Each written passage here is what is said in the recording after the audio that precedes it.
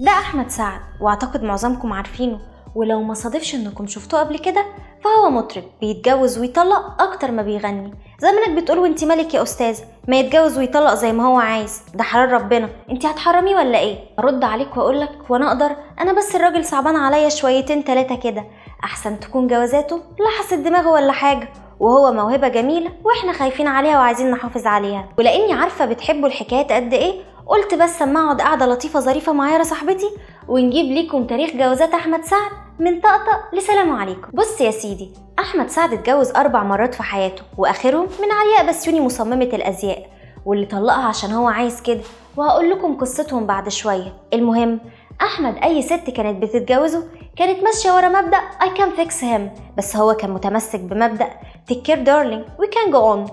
اول جوازه في حياه احمد كانت من لبنى بيومي، وتحديدا حصلت في سنه 2006. لبنى هي ام ولاده جودي واحمد، وقبل ما ينفصل احمد عن لبنى في سنه 2011 طلقها 3 مرات. اول مره طلقها في التليفون، وده حصل في سنه 2010، بس احمد ما استحملش فراقها وراح ردها تاني في 26 يونيو. اما بقى تاني مره اتطلقوا فيها فكانت بسبب خلافات بين لبنى واخت احمد.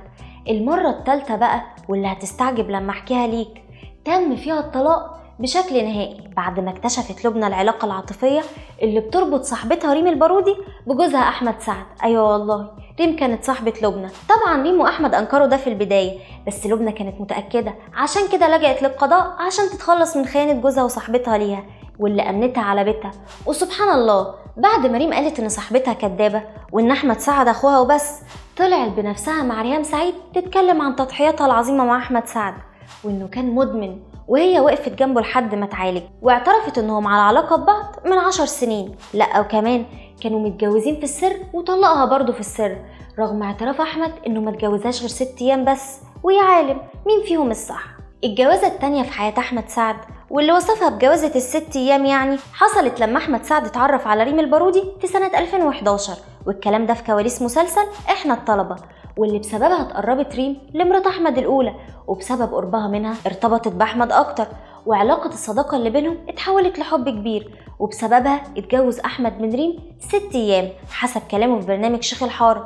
ومن هنا بقى بدأت الخلافات بينهم، وما وقفتش، لدرجة ان ريم طلعت في لقاء تلفزيوني في سنة 2017 تعيط بس في حلقة مع ريهام سعيد بسبب طلاقها من احمد سعد. واللي مزعلها مش مجرد طلاقها، لا، الموضوع اكبر من كده بكتير، لانها حست بالخيانة من زميلتها وجوزها. وسبحان الله، كاس وداير، فقالت ريم انها كانت الوسيط بين احمد وسمية، وانهم ما كانوش صحاب، وهي اللي قربتهم من بعض. تالت جوازة في حياة احمد سعد كانت من سمية الخشاب، وعلاقتهم استمرت لمدة 2 سنين، وانتهت بالطلاق والفضايح في التلفزيون، خصوصا بعد اتهامات سمية لأحمد بالاعتداء عليها بالضرب، وإنه ما كانش متزن نفسيا، لأنه تسبب ليها في عاهة مستديمة بسببها فقدت طحالها. قبل المشاكل دي أحمد وسمية كانوا مادة سرية للإشاعات، كل الناس كانت بتلمح لوجود علاقة بينهم، هم طبعا كانوا بيكذبوا ده، بس الإشاعات دي اتأكدت لما أحمد اتجوز من سمية وعمل ليها أغنية بعنوان أجمل حب، وقال فيها إن الأغنية دي إهداء لحبيبتي وشريكة عمري سمية.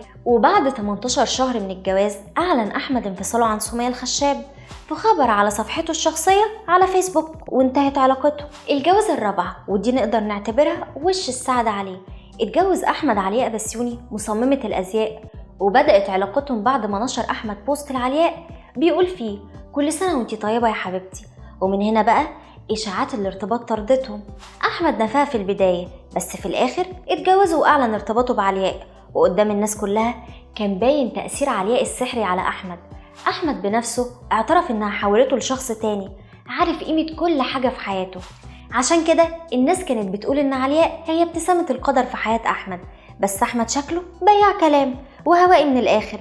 وده بسبب إننا اتفاجئنا كلنا لما شفنا ستوري علياء وهي بتقول إنهم انفصلوا عن بعض، وده حصل بسبب رغبة أحمد، وإنها حاولت كتير تنجح العلاقة، بس أحمد ما ساعدهاش وشكرته على أصله السيء، واللي اعتقدت إنها تقدر تغيره في يوم من الأيام. وبعد كل اللي عرفتوه ده، انتوا رأيكم إيه؟ هل أحمد حظه وحش في الجواز، ولا ده مش ذنبه؟ الشخصية التوكسيك اللي جواه هي اللي مسوحاه.